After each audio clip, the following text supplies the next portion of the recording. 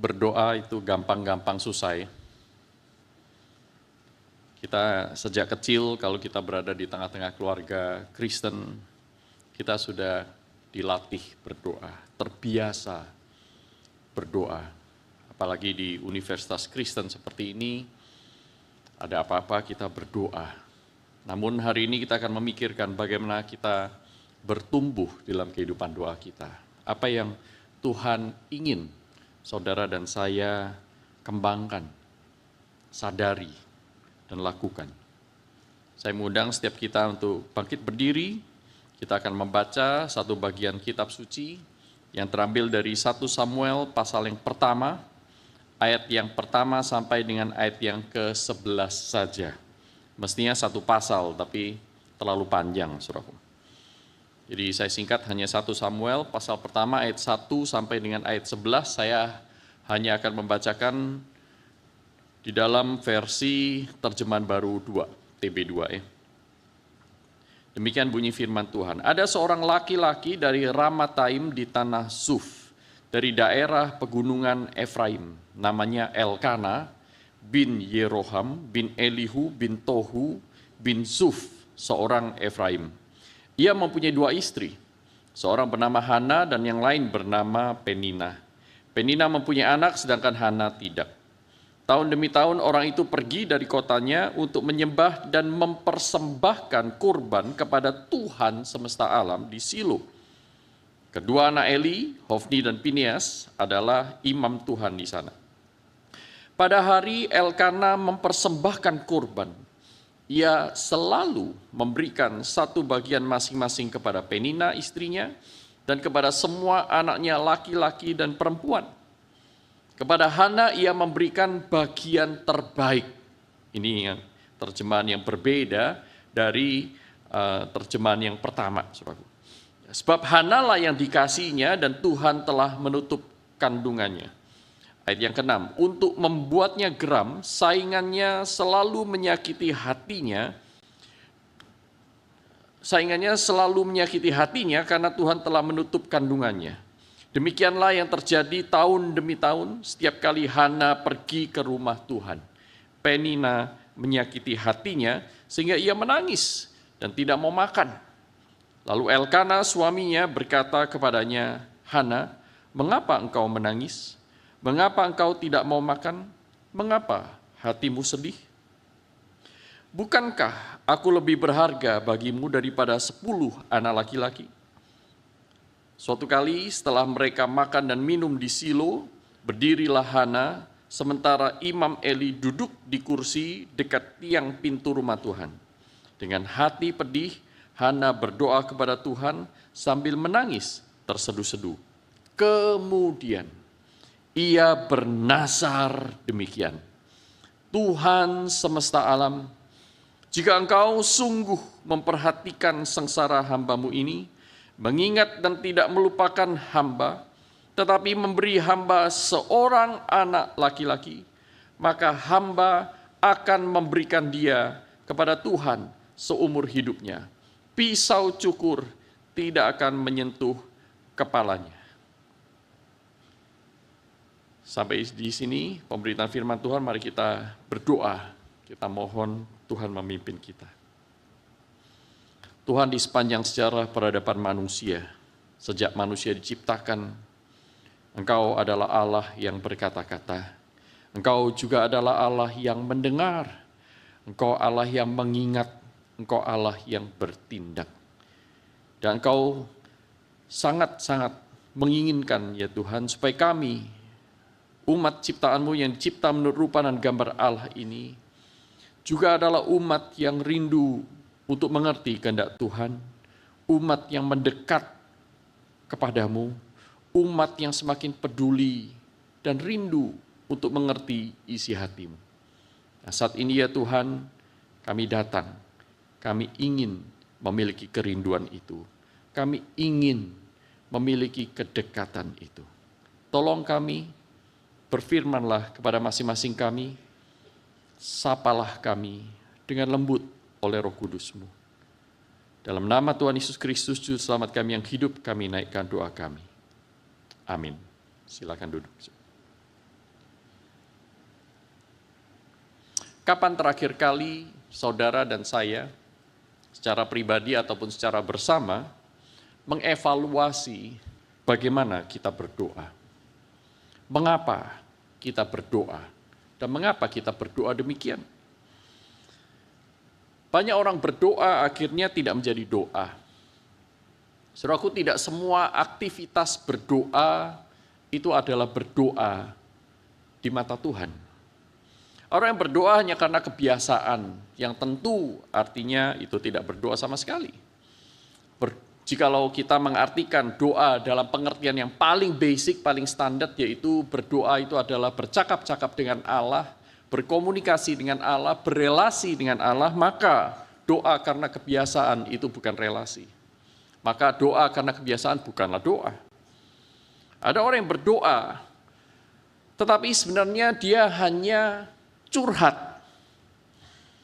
Dia hanya mengemukakan isi hatinya sebagai manusia yang sebenarnya tidak sedang berniat untuk berelasi.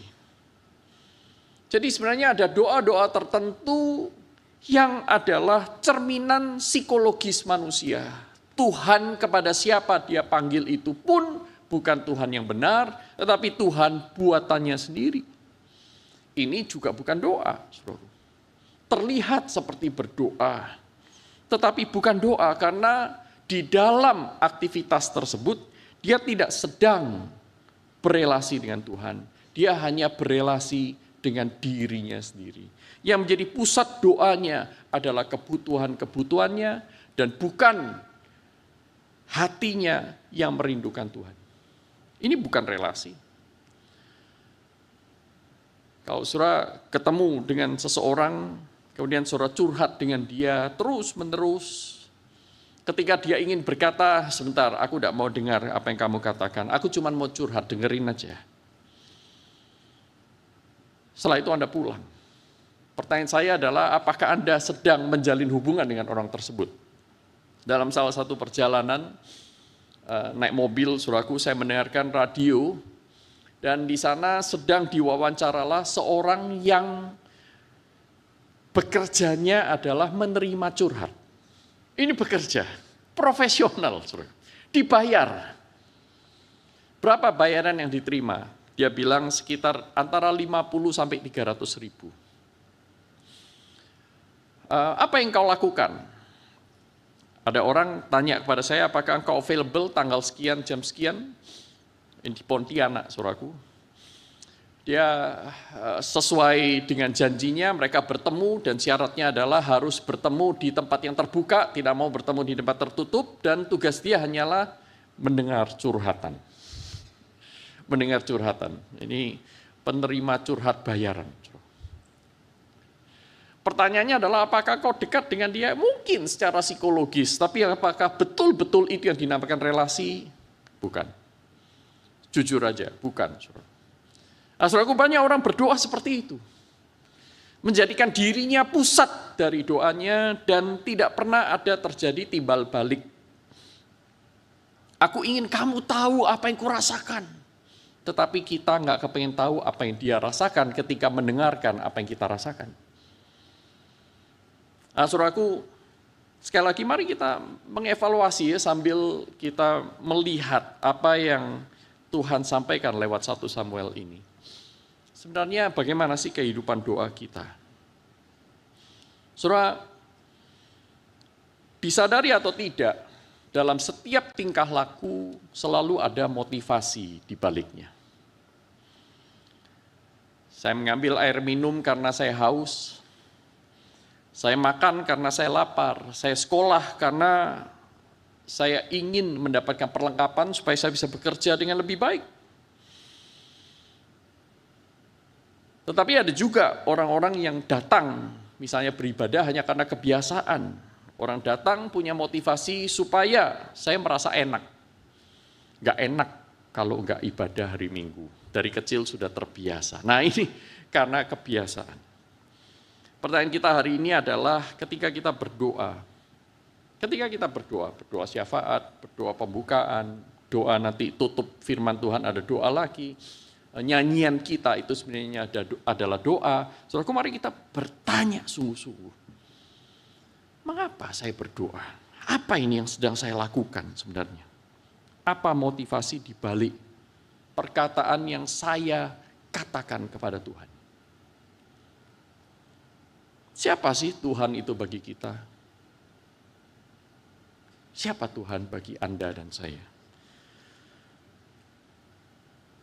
Siapa Tuhan bagi kita dan motivasi apa di balik doa kita? Itu akan mempengaruhi bagaimana saudara dan saya berdoa, akan mempengaruhi isi doa kita. Nah, saudaraku, di sini kita akan melihat dua hal penting. Yang pertama tentang kehidupan si pendoa. Yang kedua adalah isi doanya. Alkitab mencatat banyak sekali pendoa-pendoa di dalam seluruh kitab suci. Musa berdoa, orang Israel berteriak berdoa, Adam dan Hawa bercakap-cakap dengan Allah, Habakuk berdoa, Petrus berdoa, murid-murid berdoa, Tuhan Yesus mengajarkan berdoa, Maria berdoa. Saudaraku, tapi kali ini kita tidak mungkin membahas semuanya, kita akan belajar dari Elkana dan Hana yang berdoa. Saudara, kalau kita mempelajari konteks dari 1 Samuel ini tidak lain adalah sambungan lanjutan dari kitab Hakim-Hakim. Minggu yang lalu Pendeta Yohanes Halim berbicara tentang salah satu hakim yang terkenal, yaitu Samson. Nah, saudaraku, kita tahu ujung dari kitab Hakim-Hakim itu ditutup dengan kalimat-kalimat yang pesimis. Perhatikan ayat terakhir dari Hakim-Hakim 21 ayat 25 berkata demikian. Pada zaman itu tidak ada raja di antara orang Israel. Setiap orang berbuat apa yang benar menurut pandangannya sendiri. Tidak ada raja manusia, bahkan Allah pun tidak menjadi raja bagi mereka. Selama ini sejak Allah melepaskan mereka dari Mesir, Allah memainkan peran sebagai raja sang penggembala, raja yang mengutus para nabi, para imam untuk melayani umatnya. Tetapi manusia menolaknya. Hakim-Hakim pasal 21 ayat 25 berkata, tidak ada raja di antara orang Israel. Bukan raja manusia, juga bukan Tuhan. Setiap orang berbuat apa yang benar menurut pandangannya sendiri. Dan kalau saudara membaca 1 Samuel, kita melihat bahwa termasuk Imam Eli dan kedua anaknya yang sedang beroperasi, yang sedang praktik keimaman mereka di sana, di Silo itu, mereka juga berbuat menurut pandangannya sendiri. Mereka tidak merajakan Tuhan, mereka sebagai imam, tetapi imam yang sekadar melakukan tugasnya, bahkan memanipulasi nama Allah untuk kepentingan diri mereka. Tetapi, saudaraku, 1 Samuel pasal 1 ayat yang pertama membuka dengan nada yang kontras. Ada seorang laki-laki dari Ramataim di tanah Zuf dari daerah pegunungan Efraim, namanya Elkana. Bukan hanya namanya disebut, tetapi keturunannya jelas. Elkana adalah Elkana bin Yeroham, bin Elihu, bin Tohu, bin Zuf, seorang Efraim. Tidak banyak nama di kitab suci yang dicatat sampai 4-5 keturunan. Elkana dicatat di sini untuk menjadi sebuah contoh. Ada seorang laki-laki ini. There is a certain man.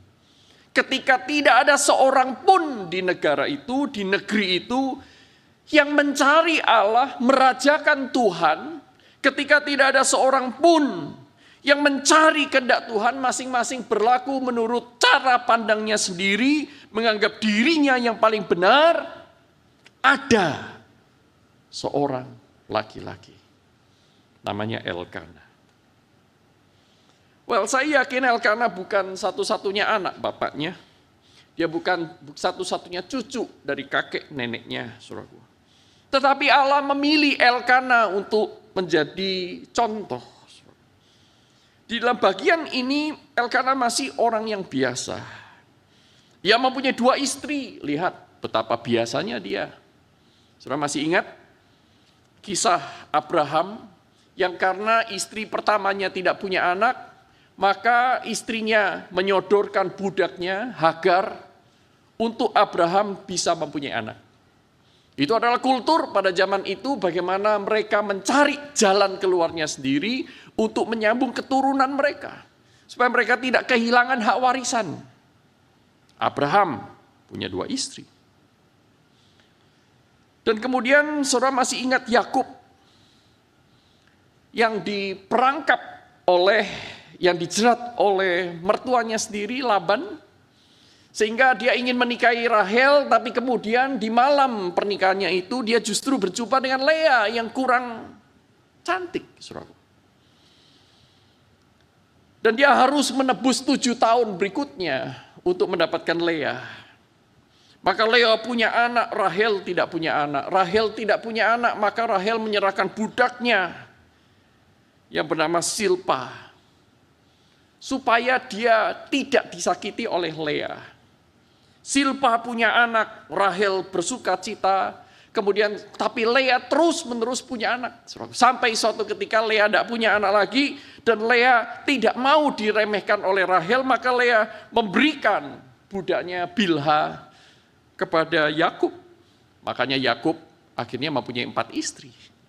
Sampai akhirnya Tuhan membuka kandungan Rahel, maka lahirlah Yusuf dan Benyamin.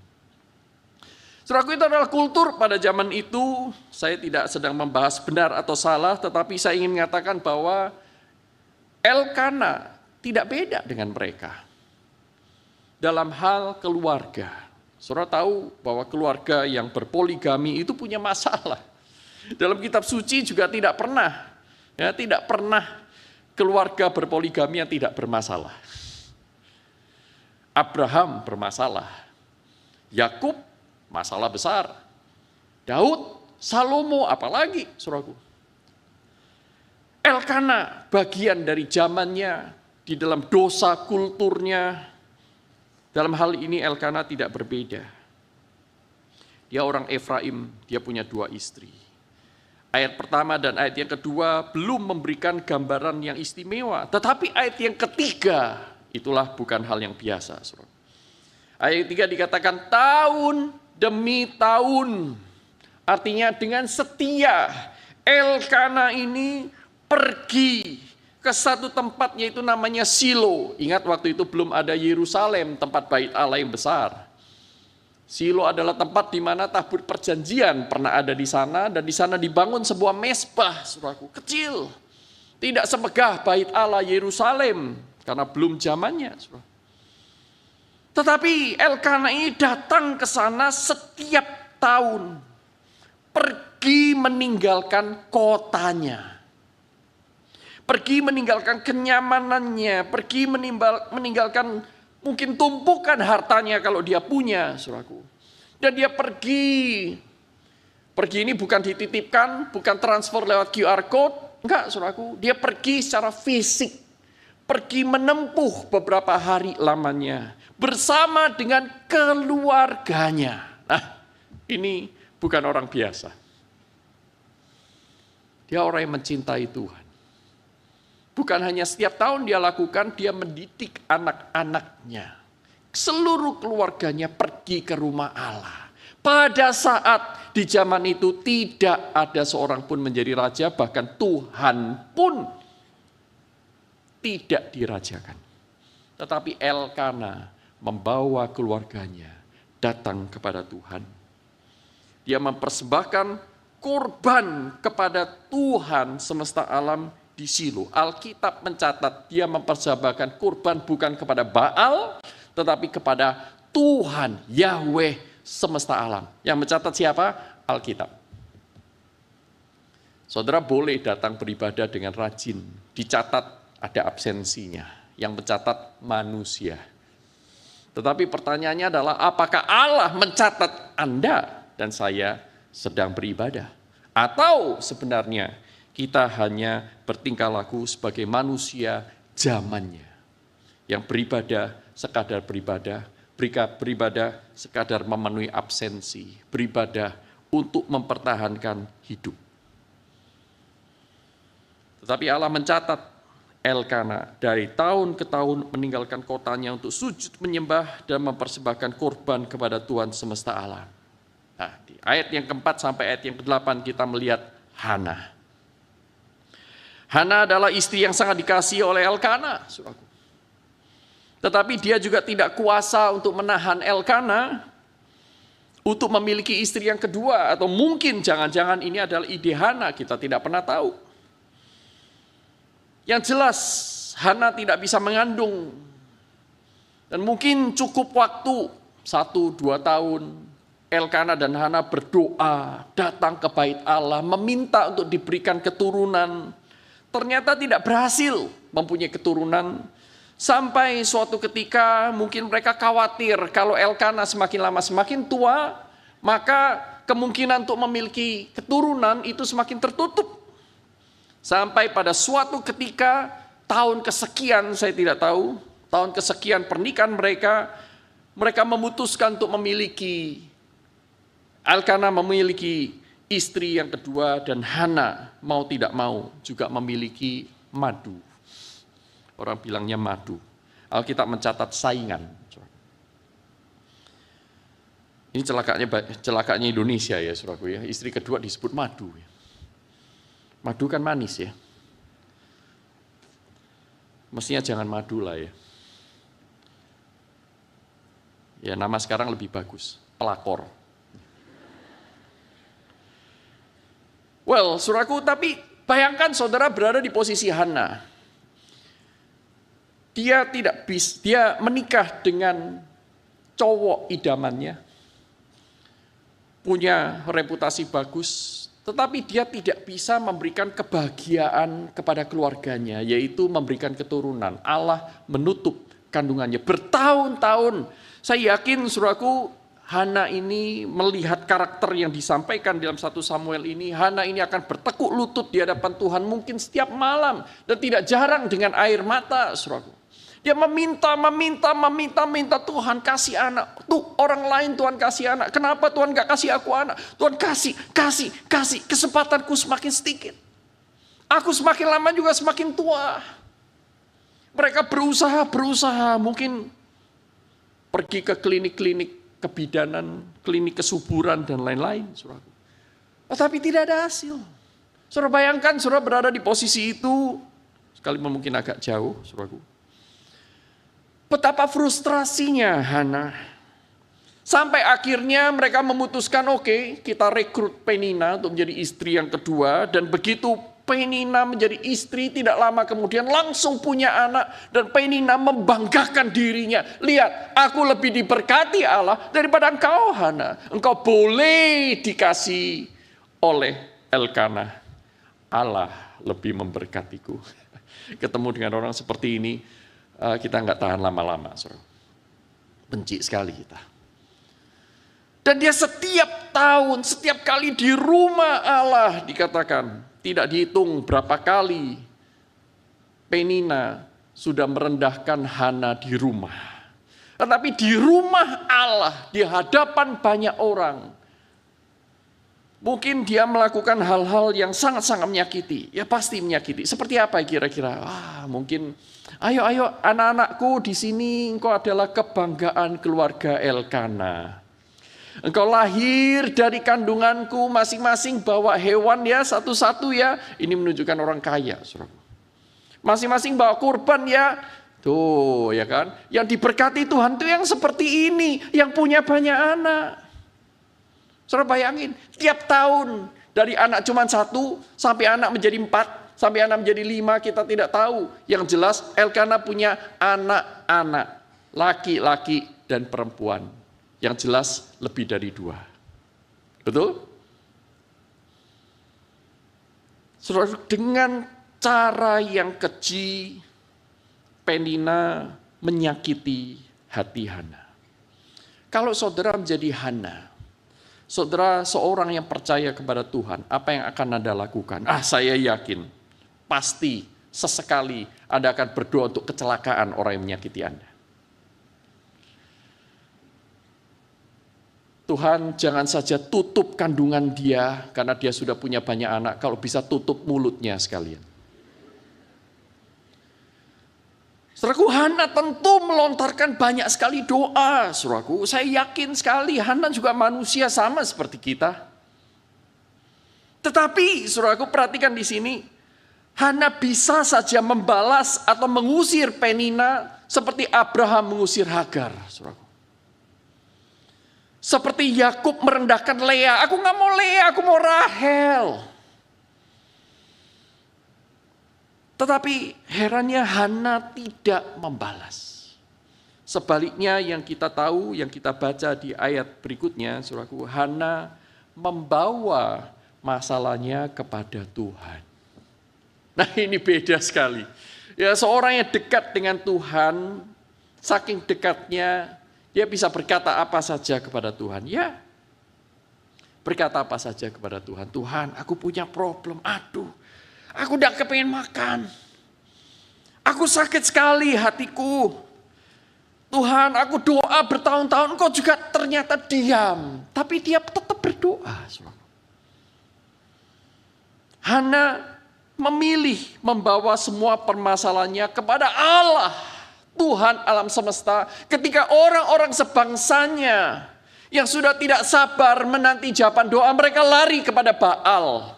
Mereka lari kepada jalannya sendiri. Hana tidak. Hana tetap datang kepada Tuhan.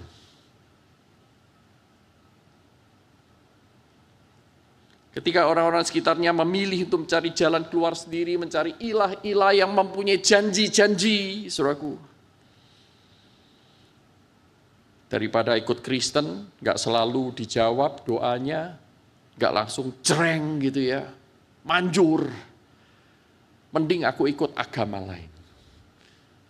Mending aku ikut ilah yang lain. Atau mungkin jangan-jangan ikut gereja yang lain. Yang menawarkan semuanya itu, yang sebenarnya Alkitab gak pernah tawarkan. Saudara, itulah kehidupan kita ya. Tetapi di tengah-tengah kesulitan, di tengah-tengah doa yang tidak terjawab, di tengah-tengah keinginan kita yang tidak terpuaskan, saudara dan saya sebenarnya mempunyai pilihan. Nah, ini yang sering kali kita lupa. Kita punya pilihan. Pilihannya yang pertama adalah mengikuti impuls psikologi kita. Mengikuti keinginan hasrat jiwa kita tanpa dicek lagi. Udah ikutin aja. Gak perlu doa. Mau berbuat dosa lakukan saja, enak kok. Orang-orang yang seperti itu hidupnya tidak maju. Tidak ada karakter. Bukan hanya itu, hidupnya tidak punya nilai kekal. Tetapi pilihan yang kedua adalah membawa semua permasalahan itu datang kepada Tuhan di dalam doa. Tuhan itu rela loh mendengarkan curhatan Anda. Sekalipun tidak dibayar. Tuhan rela bahkan menemani Anda di dalam keheningan. Anda tidak bisa berkata-kata, hanya air mata yang dikeluarkan. Tuhan ada di sana.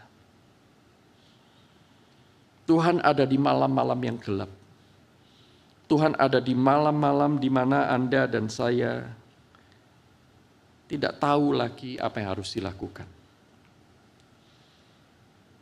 Hana memilih membawa masalahnya kepada Tuhan. Saudaraku, ada 4 macam relasi seorang itu dengan Tuhan. Nah, tahun lalu di salah satu khotbah saya pernah menyebutkannya, saudaraku. Tapi saya akan reframing, saya akan mengutarakan dengan sedikit bahasa yang berbeda. Saya coba kaitkan dengan doa ini. 4 macam relasi seorang dengan Tuhan. Macam yang pertama itu adalah kondisional. Kondisional. Relasi yang kondisional. Tuhan, kalau Engkau menyembuhkan aku aku akan melayanimu. Kalau engkau berikan aku nilai yang bagus dalam ujianku, aku akan lebih rajin beribadah kepadamu. Ada syarat ya. Kalau engkau melakukan A, aku akan melakukan B. Relasi yang kondisional. Yang sebenarnya ini juga tidak bisa disebut Kristiani. Ini belum Kristiani. Orang-orang beragama yang lain juga bisa melakukan, orang tidak mengenal Kristus pun bisa melakukan hal seperti ini, biasa. Aku berpuasa supaya aku mendapatkan berkat lebih banyak. Itu adalah yang kedua, saudaraku. Kalau tadi kondisional, kalau engkau melakukan ini, aku akan melakukan ini. Maka yang kedua, itu adalah transaksional. Aku akan melakukan ini supaya engkau memberikan aku yang lebih lagi. Jadi transaksional ini melakukan sesuatu untuk investasi, transaksi. Tuhan, aku ke gereja, tapi lindungi keluargaku. Sehingga orang-orang seperti ini kadang-kadang, saudaraku, kalau dia kecelakaan, dia akan bertanya kepada Tuhan, Tuhan kenapa kecelakaan? Padahal kan aku sudah rajin beribadah. Tangkap ya? Jadi ketika dia beribadah, itu motivasinya untuk mendapatkan sesuatu yang lebih lagi di depan. Ini transaksional. Yang ketiga, lebih naik lagi adalah resiprokal atau responsif, kita biasanya menyebutnya, saudaraku. Saya beribadah karena Tuhan sudah memelihara saya. Saya beribadah karena Tuhan sudah mengasihi saya. Saya beribadah karena Tuhan memanggil saya. Saya berdoa karena Tuhan mengundang saya berdoa. Nah, ini sudah mulai Kristen, saudaraku. Bukan memanipulasi untuk mendapatkan sesuatu, bukan pula syarat, memberikan syarat kepada Tuhan, tetapi dia memperlakukan Tuhan sebagai Tuhan, yaitu Tuhan yang sudah mengasihi lebih dulu, maka aku lakukan segala sesuatu yang diminta karena aku mengasihi dia. Tidak seorang pun mengasihi Allah, tetapi karena Allah mengasihi kita, maka kita baru bisa mengasihi dia. Itulah yang dikatakan dalam surat 1 Yohanes, bukan? Nah yang seperti ini sudah Kristen, saudaraku. Yaitu ibadahnya resiprokal. Kalau berdoa, dia doanya sudah resiprokal. Tuhan, aku berdoa. Karena Engkau mengundang aku berdoa. Karena Engkau sudah baik kepadaku. Aku memujimu, aku bersyukur kepadamu. Bukan bermulut manis untuk mendatangkan berkat. Bukan. Tetapi justru karena dia sudah memahami dan menghayati bahwa dia sudah menerima banyak berkat dari Tuhan, maka responsnya adalah, respons imannya adalah aku datang kepada Tuhan dengan hati penuh ucapan syukur. Maka suruh memuji dia, mengucap syukur kepada dia, menyanyikan pujian bagi dia. Secara personal. Kalau kita menyanyi pujian di ruangan ini hanya sekadar kita kebiasaan, tidak beda kita itu dengan berkaraoke berjemaah. Ada teksnya, ada musiknya, ayo karaokean. Tetapi tidak personal, itu bukan doa. Tetapi resiprokal ini adalah respons iman yang personal. Dan naik lagi satu level itu adalah devosional. Devosional, saudaraku. Saya tetap akan beribadah sekalipun saya mengalami kesulitan hidup. Karena Tuhan sudah mengasihi aku dan sekalipun banyak doaku yang tidak dijawab oleh Tuhan, tidak dikabulkan, aku akan terus berdoa mendekatkan diri kepada Tuhan. Ini adalah sikap yang devosional. Mazmur 73 menunjukkan sikap yang devosional. Apa yang ada padaku di surga, tidak ada yang lain selain Engkau Tuhan. Tidak ada padaku di bumi yang kuingini selain Engkau Tuhan. Sekalipun dagingku dan hatiku habis lenyap, Engkau adalah gunung batuku dan bagianku sampai selama-lamanya. Habakuk pasal yang ketiga, sekalipun pohon ara tidak berbuah, hasil panen mengecewakan, Engkau adalah gunung batuku. kekuatanku sampai selama-lamanya. Nah, ini sudah sampai level devotional. Tuhan Yesus. Sekalipun dia harus disalibkan, dia tetap menggenapi rencana Bapa. Bapa, ampunilah mereka, mereka tidak tahu apa yang mereka kerjakan. Kepadamu kuserahkan nyawaku. Di dalam doanya, jikalau mungkin cawan ini lalu daripadaku, tetapi bukan kehendakku yang jadi, kehendakmu yang jadi. Menundukkan kehendak diri kepada kehendak Bapa. Nah, saudaraku, dari kacamata 4 skema ini, di manakah Elkana dan Hana? Elkana dan Hana masuk di yang keempat, saudara. Bahkan di dalam doa Hana, saudaraku, kita akan melihat isi doanya. Itu menunjukkan jelas sekali ini sudah sampai pada level devotional. Saudara perhatikan. Doa Hana, saya baca mulai dari ayat 9 sampai 11. Suatu kali setelah mereka makan dan minum di Silo, berdirilah Hana sementara Imam Eli duduk di kursi dekat tiang pintu rumah Tuhan. Dengan hati pedih, Hana berdoa kepada Tuhan sambil menangis terseduh-seduh. Ayat 11. Kemudian ia bernasar. Dia bukan hanya sekadar berdoa, dia bukan hanya sekadar curhat, tetapi dia bernasar. Nasar adalah salah satu bentuk doa yang devotional. Doa yang memberikan diri kepada Tuhan, seperti Tuhan Yesus yang berkata, makananku ialah melakukan kehendak Bapa di surga. Itu adalah nasar, saudaraku. Doa yang disertai dengan komitmen, doa yang disertai dengan penyerahan diri.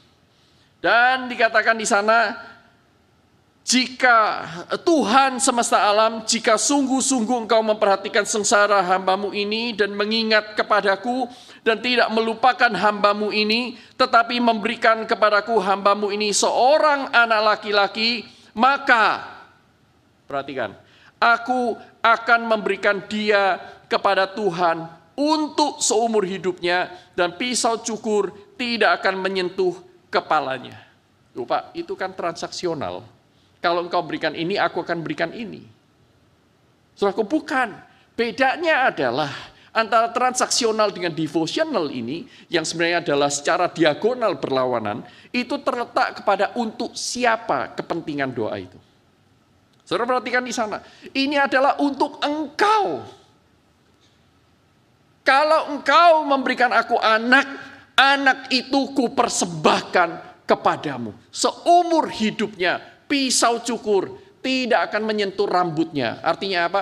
Dia akan betul-betul grooming ini anak, berikan ini anak kepada Tuhan. Dia akan memberikan dirinya, membaktikan dirinya sebagai orang tua untuk anak yang kemudian akan dipakai oleh Tuhan. Ini bukan doa orang sembarangan. Ini bukan doa orang yang desperate minta anak. Sudah lewat doa desperate minta anak, itu sudah lewat. Sudah bertahun-tahun Hana berdoa untuk itu. Tetapi Hana diproses oleh Tuhan lewat doanya. Dari doa yang jauh relasinya dengan Tuhan, semakin lama di dalam kepedihan hatinya. Karena dia terus datang kepada Tuhan, Hana diubah oleh Tuhan lewat doa-doanya. Sehingga akhirnya dia mempunyai hati, kalau Tuhan tidak menjawab doaku, jangan-jangan karena aku tidak berdoa untuk kemuliaan Tuhan. Yakobus pasal 4, saudaraku, ayat 2b sampai 3. Engkau tidak mendapatkan apa yang kamu doakan karena kamu salah berdoa. Kamu ingin mendapatkan sesuatu untuk memuaskan nafsumu, makanya Tuhan gak kasih. Sekalipun yang kau doakan itu baik, tapi Tuhan gak kasih. Karena di balik doa itu Tuhan tahu agendanya itu apa? Transaksional. Tetapi kepada orang-orang yang devotional, saudaraku, orang yang betul, Tuhan, tidak apa-apa sudah. Aku hidup tanpa anak juga sudah tidak apa-apa. Toh sudah bertahun-tahun berjalan seperti ini. Tapi Tuhan, sekarang aku sampai pada satu titik. Aku sadar, hidupku adalah untuk Tuhan. Jadi sekarang, Kalau engkau mengingat aku yang sudah meluangkan banyak waktuku ini, sudah habis umurku untuk hal-hal tadinya untuk diriku sendiri. Aku menderita, aku tidak bisa menebus masa laluku. Aku tidak bisa menebus, memutar balik waktu. Tapi Tuhan, kalau engkau masih beri aku waktu, dan engkau beri aku kesempatan untuk menjadi seorang ibu, I will be the best. Siapa di antara saudara berani berdoa seperti ini? Isi doa Hana di ayat 11, saudaraku. Tidak bisa diartikan sebagai doa seorang wanita yang putus asa ingin punya anak. Mengapa? Karena saudara perhatikan, concern Hana, kepedulian Hana, bukan lagi untuk menyambung keturunan suaminya. Yang tadinya dia berpikir demikian. Saudara perhatikan lagi 1 Samuel pasal yang kedua, puji-pujian Hana. Ya, puji-pujian Hana, dia menyebut Allah sebagai Tuhan semesta alam dan seterusnya, yang kemudian menjadi referensi dari Maria di perjanjian baru untuk berdoa hal yang serupa. Saudaraku, ini menunjukkan bahwa Hana itu bertumbuh secara teologis. Hana semakin mengenal Tuhan, Allah yang membangkitkan, Allah yang meruntuhkan, Allah yang menambah, Allah yang mengurangi, Allah yang berkenan atas segala sesuatu. Saudara perhatikan dalam 1 Samuel pasal 2. Kita tidak sempat membahasnya hari ini. Tetapi ini menunjukkan bahwa Hana sudah bertumbuh di dalam pergumulannya dengan Tuhan. Dan ketika dia sudah sampai pada titik, dia menyerahkan diri kepada Tuhan. Tuhan jawab doanya, karena ini adalah doa yang Tuhan akan genapi. Yaitu doa sesuai dengan kehendak Tuhan. Tuhan Yesus berkata dalam Yohanes pasal 15, bukan kamu yang memilih aku, tetapi akulah yang memilih kamu dan menetapkan kamu untuk menghasilkan buah, dan buahmu itu tetap. Itulah sebabnya, dilanjutkan oleh Tuhan Yesus, mintalah apa saja demi namaku, kamu akan mendapatkannya. Tapi saudara ingat,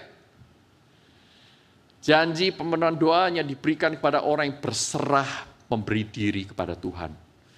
Yohanes pasal 15 itu berbicara tentang menjadi ranting yang berbuah lebat.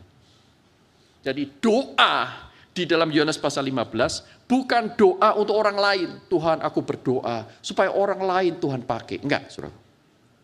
Yohanes 15 berbicara, mintalah apa saja supaya engkau menjadi semakin berbuah, maka engkau akan mendapatkan apa yang kau doakan. Tapi ingat, berbuah lebat bagi Tuhan untuk memuliakan Tuhan. Yohanes 15 ini. Saudaraku, itu sebabnya doa orang benar, jikalau dengan sungguh-sungguh dinaikkan, itu besar kuasanya karena ini. Bukan doa asal doa, bukan doa yang transaksional, bukan doa yang kondisional, tetapi doa yang devotional. Hana tidak memaksa Allah untuk memenuhi kebutuhan pribadinya lagi, apalagi mengancam Tuhan, kalau engkau enggak kasih aku anak tahun depan, aku akan bongkar nih mesbahmu. Enggak, saudaraku. Hana dengan hati yang lembut, terseduh-seduh. Dia menangis karena apa? Udah, aku ingin tidak lagi hidup seperti hidup yang lama. Ku lepaskan semua kebanggaanku. Aku mau betul-betul hidup dipakai Tuhan. Dan akhirnya, seorang yang sederhana seperti Hana, seorang yang sederhana seperti Elkana, dipakai oleh Tuhan untuk mempersiapkan satu nabi besar. Samuel namanya.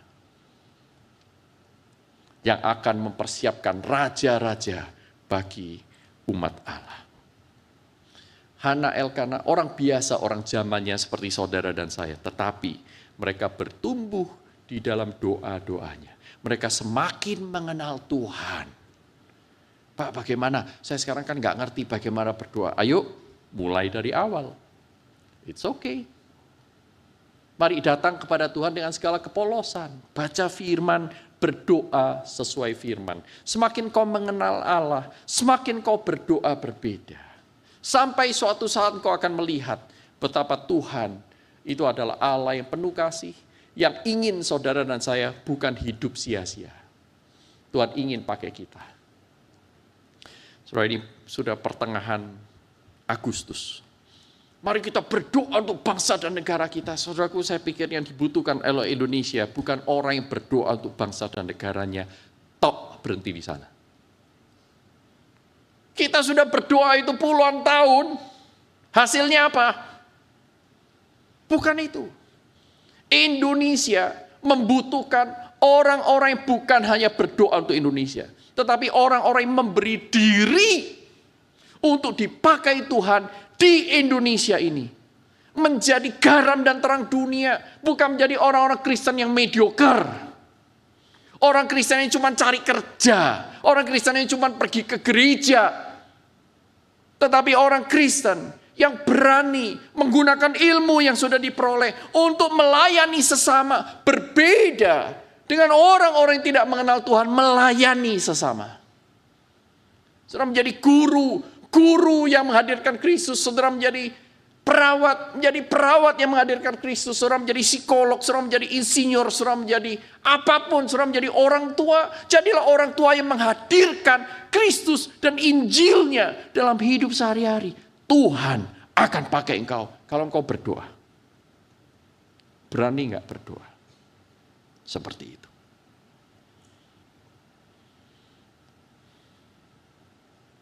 Berapa tahun lalu berapa puluh tahun lalu, saya serahkan diri kepada Tuhan. Saya berdoa begini kepada Tuhan. Tuhan, aku ini orang berdosa. Aku tidak punya apa-apa. Tidak ada satupun dalam diriku yang layak kuberikan kepadamu. Allah yang sangat mulia, yang sempurna, yang indah, yang suci, yang dahsyat. Aku punya apa untuk aku persembahkan kepadamu? Tidak punya. Tapi, saya berdoa begini. Tapi, kalau Tuhan mau beri aku kesempatan, mau pakai aku untuk menjadi hamba Tuhan, I will do my best. Saya nggak bisa menjadi orang lain. I will do my best.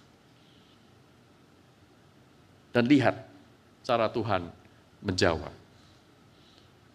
Saya bukan apa-apa masih. Tetapi Tuhan memperlengkapi saya. Pintu itu jadi terbuka. Hidup saya tidak sia-sia lagi. Saya bisa memberitakan Injil, saya membagikan berkat, saya menghadirkan Kristus. Tapi saya masih bertumbuh. Saya tidak sempurna.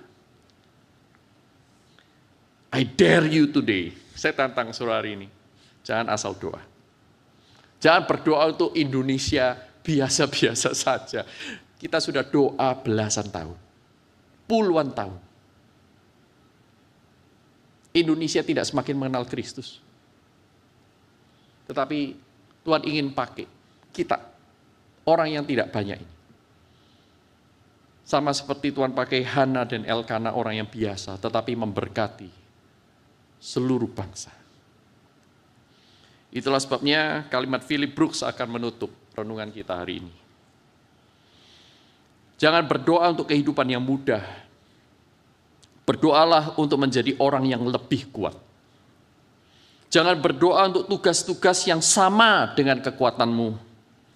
Berdoalah untuk kekuatan yang sama dengan tugas-tugasmu. Maka melakukan pekerjaan-pekerjaan itu bukan lagi mujizat, tetapi dirimulah mujizat. Mari kita berdoa.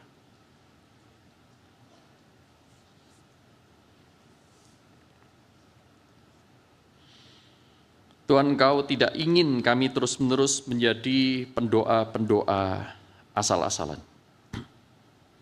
Tetapi Engkau juga menginginkan kami, Tuhan, seperti Hana, seperti Tuhan Yesus, seperti Petrus, seperti tokoh-tokoh lain di Alkitab yang Tuhan sudah berikan menjadi saksi Tuhan ingin kami menjadi pendoa-pendoa yang devotional.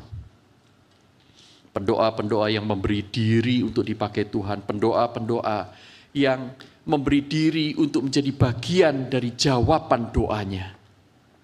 Pendoa-pendoa yang menjadi pelaku firman. Membuang hidup lama, berjalan bersama dengan Tuhan di hidup yang baru. Tolong kami berdoa lebih sungguh lagi, tidak asal-asalan, tetapi habis-habisan untuk Tuhan. Kami bersyukur untuk janji-Mu yang akan mengabulkan setiap doa yang dipanjatkan di dalam nama Yesus. Ketika kami tinggal dalam firman dan firman tinggal di dalam kami. Sehingga kami penuh dengan keyakinan kami boleh berdoa dan memberikan keleluasan Tuhan untuk bekerja dalam lintasan waktu untuk menyatakan kedaulatan-Mu atas hidup kami. Ini kami, pakai kami, utus kami Tuhan. Di dalam nama Tuhan Yesus Kristus kami naikkan doa ini. Amin.